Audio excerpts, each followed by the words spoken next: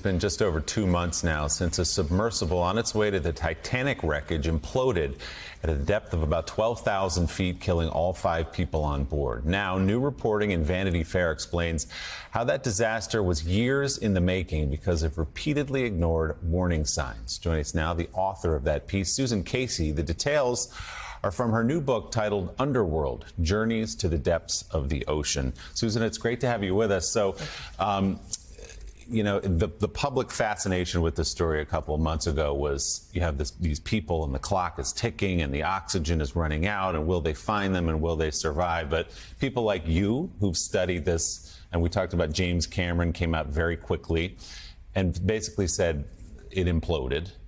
Not only did it implode, but it could have been prevented. And we heard words like hubris and recklessness and everything else. So take us inside what led us to that terrible moment.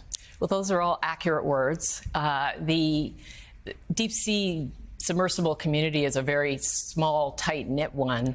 And there was a lot of effort at the beginning to try to help OceanGate to steer them to a different course than building a sub out of a material that was known not to be, suitable for diving to 4,000 meters, which is almost 13,000 feet, and to build it in that shape. The really important shape in deep sea exploration is a sphere, because when you get down to 4,000 meters, you have about 6,000 pounds of pressure per square inch. And a sphere is the only shape that distributes that pressure completely symmetrically, so there's no weak spots. So there were so many problems with that sub from design to inception to construction that were very evident to pretty much everybody who looked at it. So how does it happen then, Susan? If it's so obvious to people who really understand this stuff, how does that get built? How is it allowed to go where it went? What happened?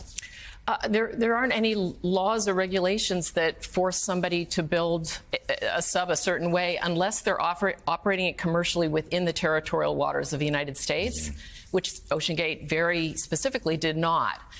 So there is a process that all deep sea subs go through, and there aren't that many of them. I mean, there are major engineering feat to be able to dive that deep. They are certified, almost like peer-reviewed by external agencies that specially do this. It takes years. It's very expensive. They just skip that entire step. My father actually was, his career was in nuclear submarines in the Navy, and the Navy would have these submersibles where they would go to the bottom of the ocean, but highly regulated, highly tested. Do you think, in terms of the people that decided to get on board with this, it cost so much money? Do you know anything about the people who decided to do this? That they do due diligence to figure out whether or not it was safe? Did the high price tag give them false assurance that it was safe?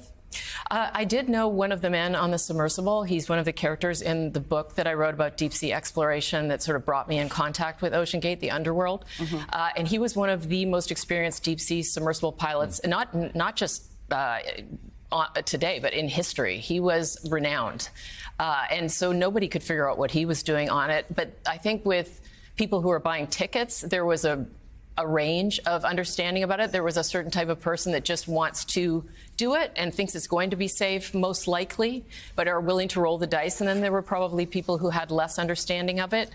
I think there was a lot of theater around it to make it look like it was safe. I just think, let me just put it this way. Do not get into a deep sea submersible if you're not in a spherical pressure hull and it is not certified and gone through this incredibly rigorous process, because safety is the central fact of this. Any endeavors in the deep ocean, you just know it's the riskiest environment on Earth. And these subs in general are very safe. They had no fatalities for 50 years prior to the Titan.